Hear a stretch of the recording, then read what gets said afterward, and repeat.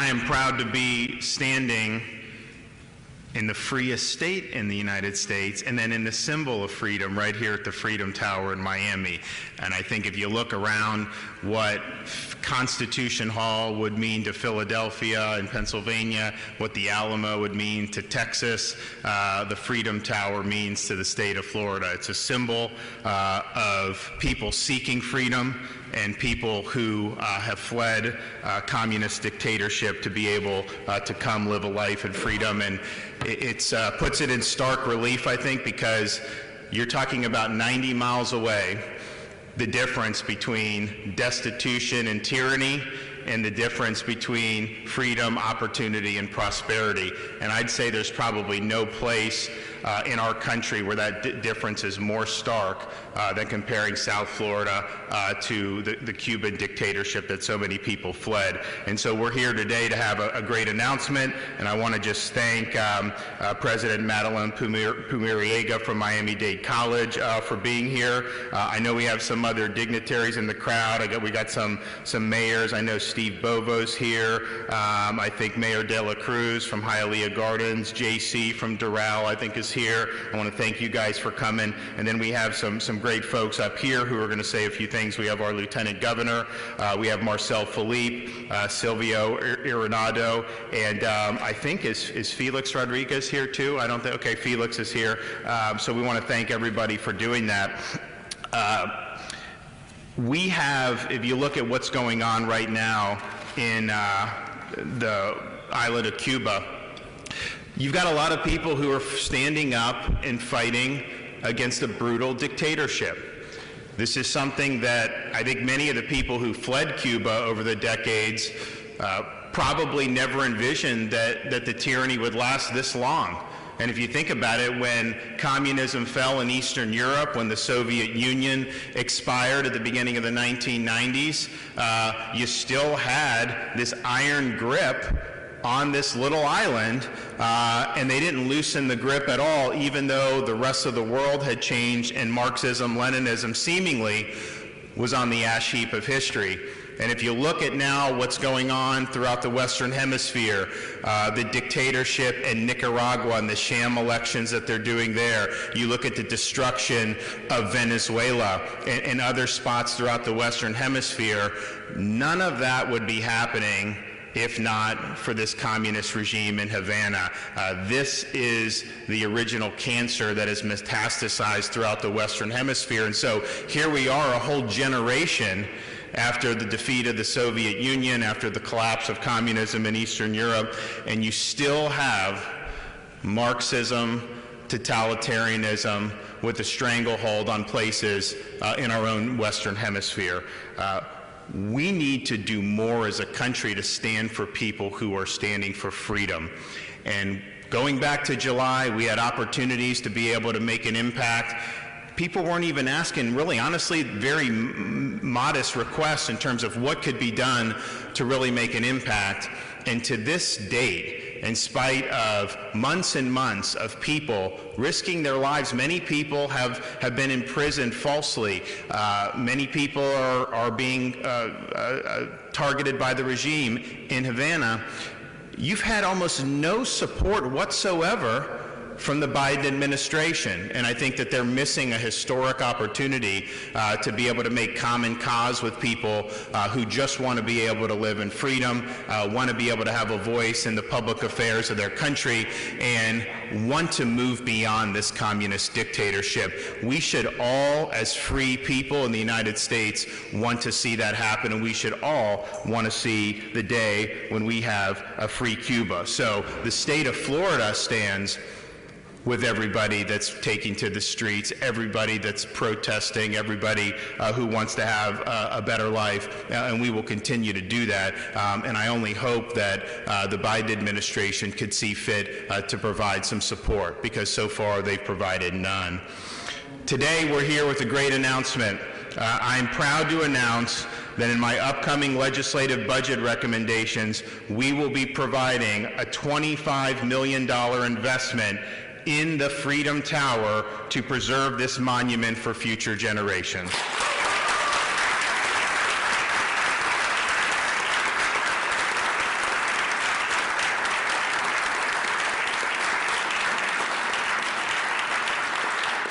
It's getting close to being 100 years old, and it does need some major repairs and some restoration. And these are needed to ensure that it'll continue to stand here as a symbol of freedom and opportunity for decades to come. What we will be able to do with this funding is complete structural repairs that are very urgent, conserve and restore historical architecture components, make the building more accessible for people with disabilities, install museum-quality climate control and security systems to safeguard the Cuban American history stored here, and reimagine and redesign the exhibits displaying that history to make it more engaging for all ages. And I think it's very important.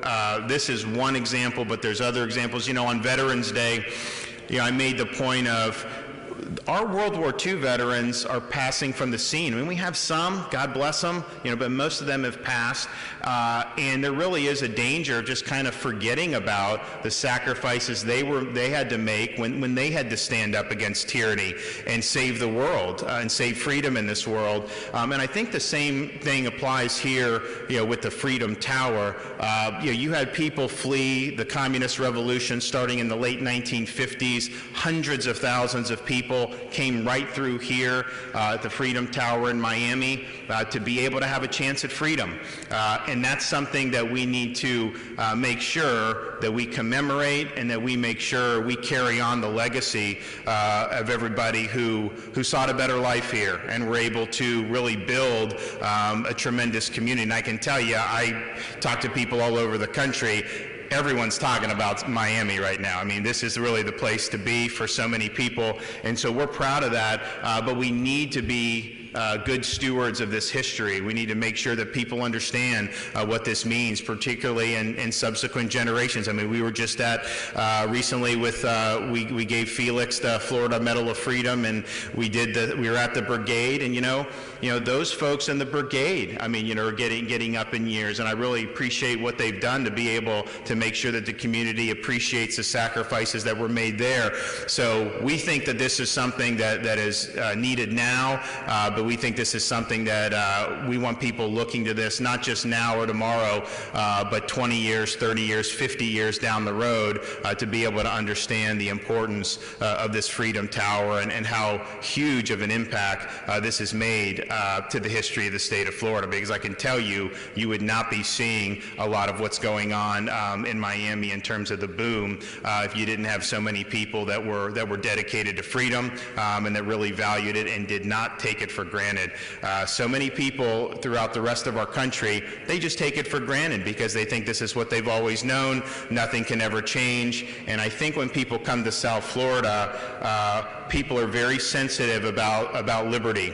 They're very sensitive about having a free society because they've seen it taken away. And now we're in a situation that if they take it away from us here, we don't have a place that we're able to escape to. So this is really freedom's last stand. So I'm proud to be able to put this in our budget. I think we're going to get strong support from the Florida legislature to be able to do this. And I think it's going to be something that's going to make a difference for generations to come. So thanks for hosting us here. We were here actually, my first full day as governor was here. We did an announcement where we appointed a Cuban American to the Florida Supreme Court, Justice Barbara Lagoa, and so that was a neat day, and I'm proud to be back here to be able to have this great announcement. So we're going to hear from a few folks. Jeanette Nunez, our Lieutenant Governor, who many down here know well.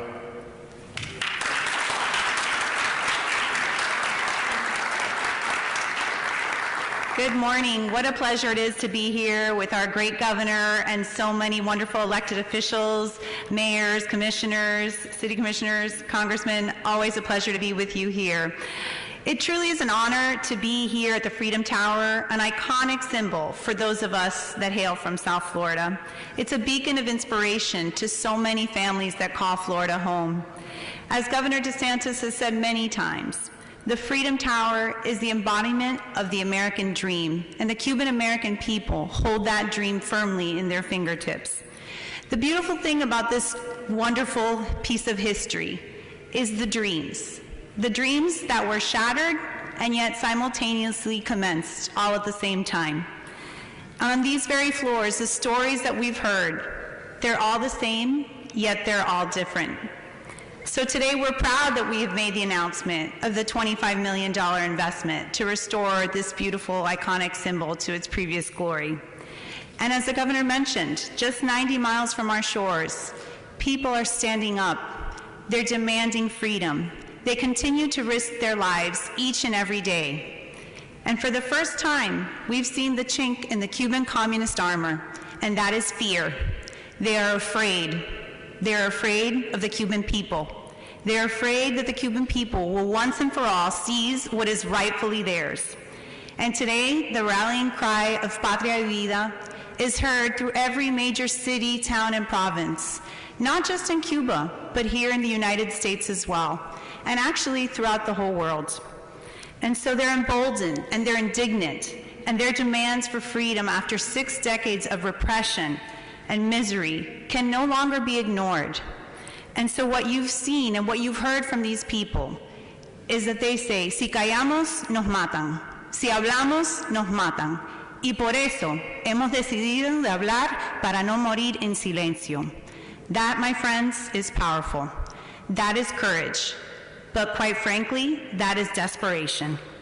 And it is unbelievable to me that the Biden administration has sat back and done absolutely nothing to provide these people with the bare minimum access to the internet so the rest of the world could see the brutality up close and personal, so they can no longer ignore what the Diaz-Canel regime, the Castro regime has done to its people.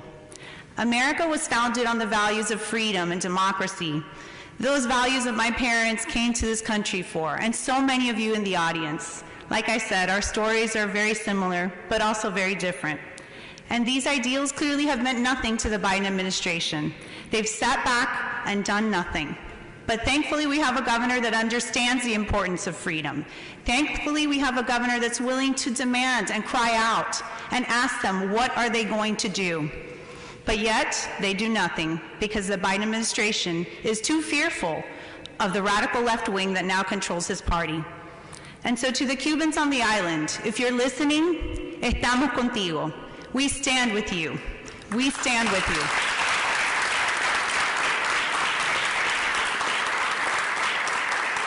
The governor stands with you. I stand with you. The free state of Florida stands with you. Que Dios lo bendiga, patria y vida, abajo el comunismo.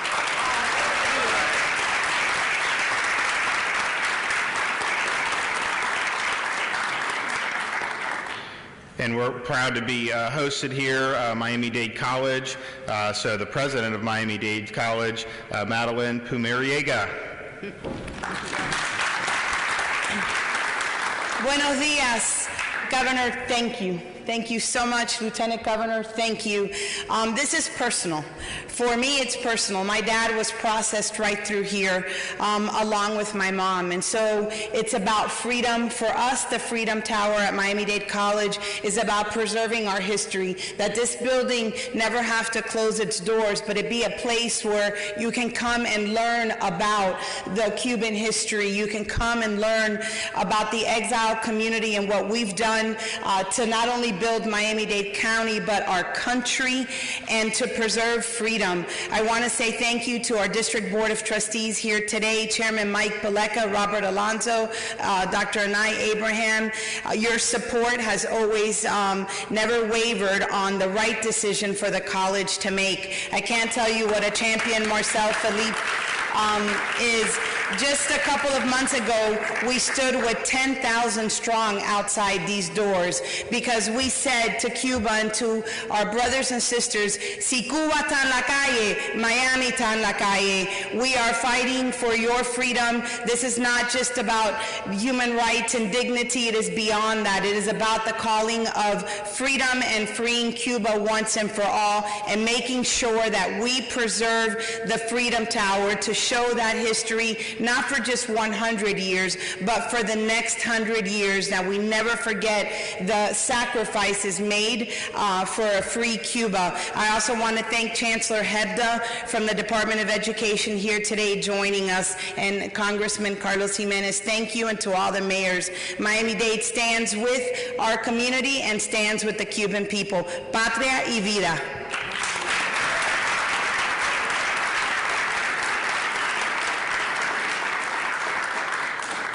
Okay, Marcel Philippe, a very, very strong apostle for freedom and great advocate for the Cuban American community.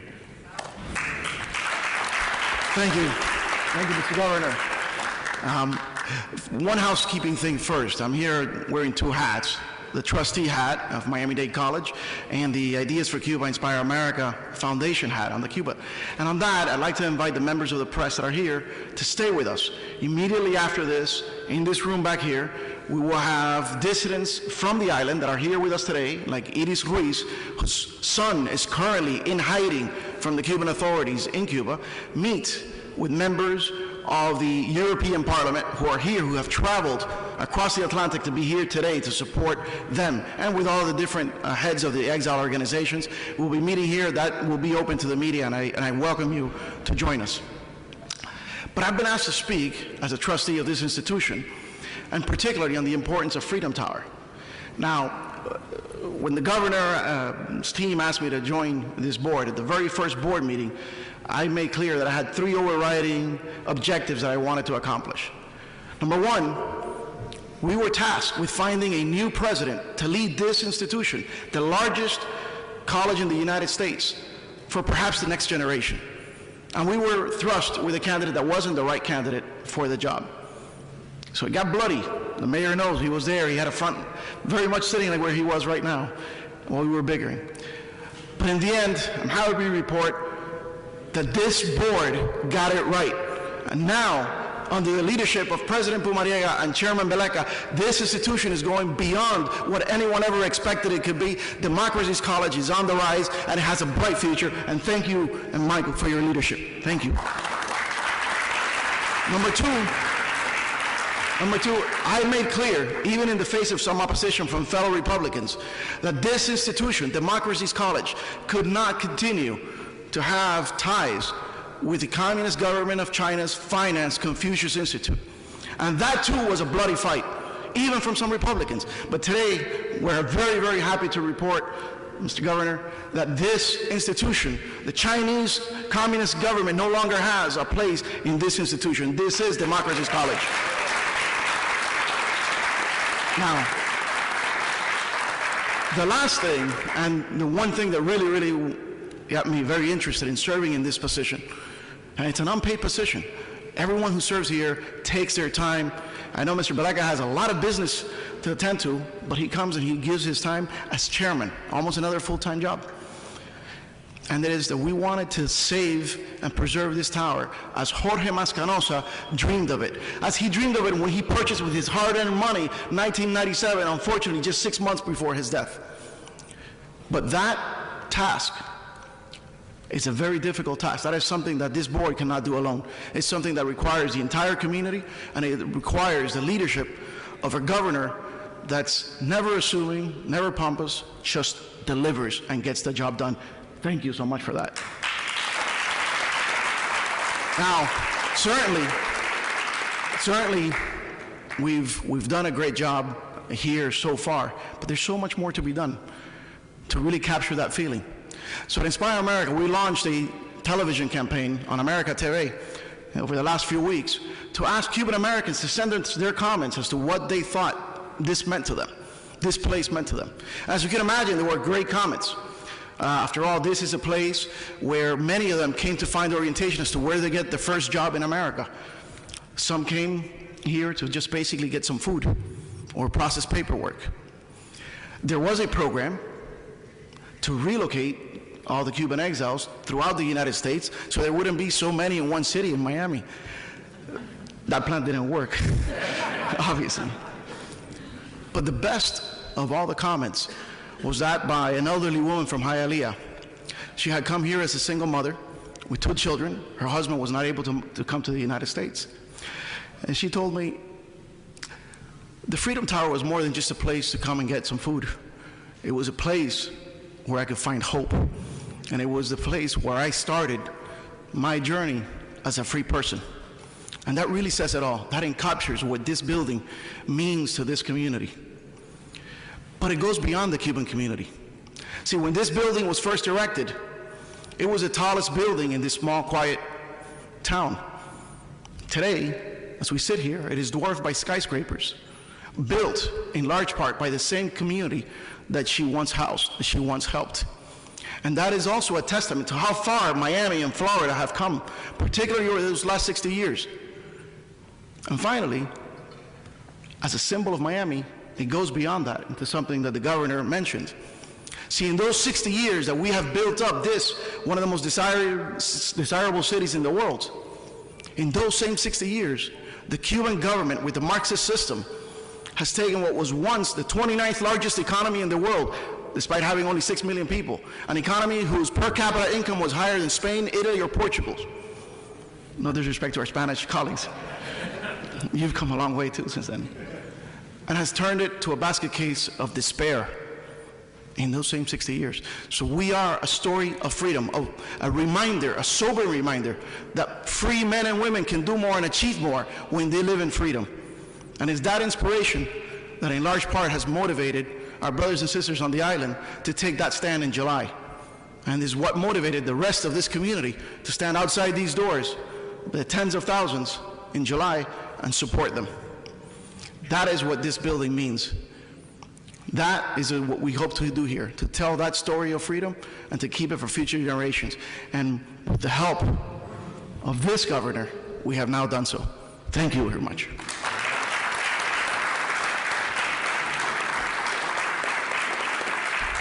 Thank you, Marcel. Now I'd like to be able to bring up Sylvia Iriondo. Wow, you pronounced it well. Not very often. Governor DeSantis, Lieutenant Governor Janet Núñez, members of Congress, elected officials, distinguished guests, Miami-Dade County College President Pumariega, it is an honor to be here with all of you this morning. Thank you for giving me the opportunity to speak before you on this very special day for the Cuban people. More than 6 decades ago, this building received and processed thousands and thousands of Cuban refugee families who came to this great nation of ours, fleeing Cuba's communist regime with broken hearts and shattered dreams in search for freedom. There are so many memories. When I come into this building, I get emotional. I close my eyes and I can see my late mother, Sylvia M. Gaudi, working at a desk here to my right, interviewing Cuban refugees for the International Rescue Committee, the first agency that opened its doors in Miami to assist the thousands and thousands of Cuban refugees in need of everything. I look further down that way and I see my cousin, Mary Lilian Cancio. She also worked for the International Rescue Committee, counseling and hearing the stories, the testimonies of so many families that had been completely broken and had seen all their dreams fall down and broken too. And I see to my left, and I see my sister Eileen walking the corridors, taking Cuban refugees to registration. It's very emotional every time I come to this building. Some things have changed, but the core value of this building is in its history, and history needs to be honored. This Freedom Tower, which became our Ellis Island, is worth preserving. We commend Governor DeSantis for today's actions geared towards the restoration of this iconic building, which represents a beacon of hope and American generosity and values for so many of us.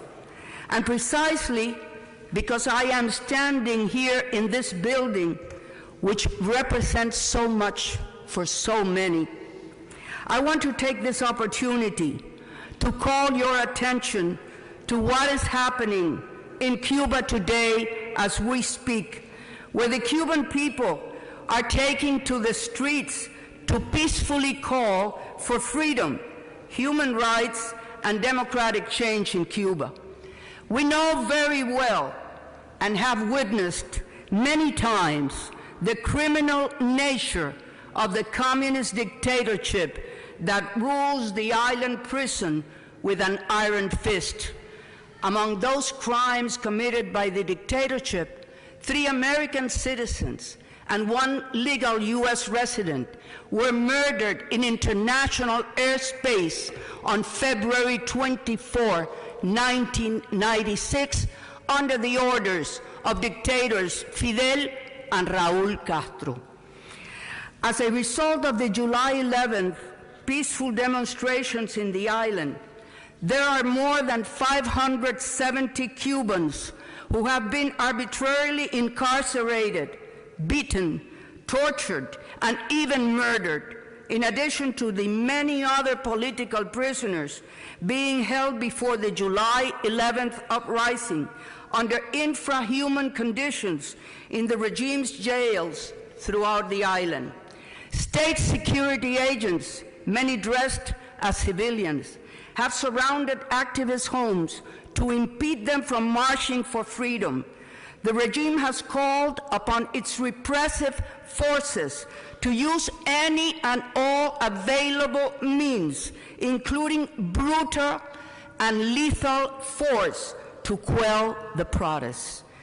The Assembly of the Cuban Resistance, as well as other Cuban-American patriotic organizations in our community, are working nonstop to monitor the situation in Cuba through an information center located at the Brigade 2506 house on 18th Avenue and Southwest 8th Street in Miami. We ask that you continue to support our people's just and peaceful struggle. We have lost too many opportunities since 1959, starting with a failed Brigade 2506 heroic gest in Cuba when they were abandoned in the beaches of Playa Girón. We believe this is a crucial moment in history, and that our collective efforts to accompany these courageous men and women in the island will definitely make a difference to help bring about a new dawn of freedom for Cuba, as well as peace, stability, and security for our hemisphere. The governor said it well. Cuba is the cancer. The metastasis is in Venezuela, in Nicaragua, in Bolivia, in Colombia, and in our whole hemisphere. And unless we put a stop to it, it jeopardizes our values, it jeopardizes our principles, and it jeopardizes our freedom. So again, we are a single community. We share this community we all love so much. We need to come together. We need to come together, not only for Cuba, but in defending Cuba, we are defending our values as well. I thank you very much for the opportunity to be able to speak to you, and for your invitation, Governor DeSantis, Lieutenant Governor Núñez. Thank you so much. That's great, that's great. So we're excited. Oh, great job. Yeah. So we're excited about the announcement. Just even coming up here this morning, you kind of wade through the Miami traffic. Obviously, you see a lot of more modern buildings, and you kind of get on that road and you see that Freedom Tower just sitting there. Just makes you feel good. I mean, it's kind of like when you be in D.C., it's a swamp, there's all kind of problems, but you see like the Lincoln Memorial or the Washington Monument, it just makes you feel good to be an American. So it makes me feel good when I see the Freedom Tower, to be an American, to be a Floridian, and this is going to be something that I think is going to mean an awful lot to a lot of folks here in South Florida, and this needs to continue to be one of the premier symbols for freedom that we have. And yes, as all the speakers said, we have an opportunity as a country to make common cause with people who are fighting for freedom on the island of Cuba. And so far, the response has been pathetic, and really just hoping that this kind of quote goes away. I think that would be a historic opportunity that will have been missed. You know, there's been different flashpoints throughout the last many decades, but I don't know that you've ever seen this much dissatisfaction boiling to the surface, where we really could see a change and see a better future finally after decades of repression. So I know everyone here in South Florida is united. The state of Florida stands behind those folks who want their voice heard, who want freedom, and we do need the Biden administration to step up to the plate and get on the right side here and help those folks who just want to have their voice heard. We'll be watching, and we're going to make sure that we make sure we are speaking with one voice here in the state of Florida.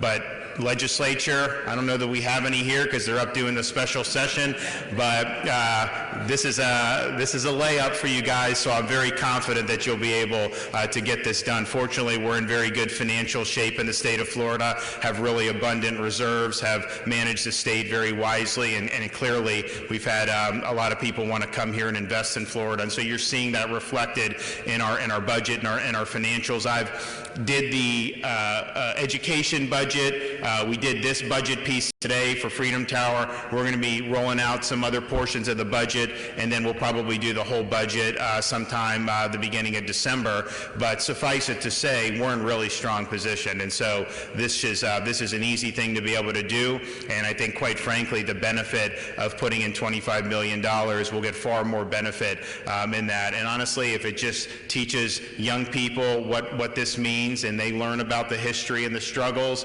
and that they're better citizens as a result of it, that will pay for itself 10 times. So thank you all. God bless you, and we will restore the Freedom Tower.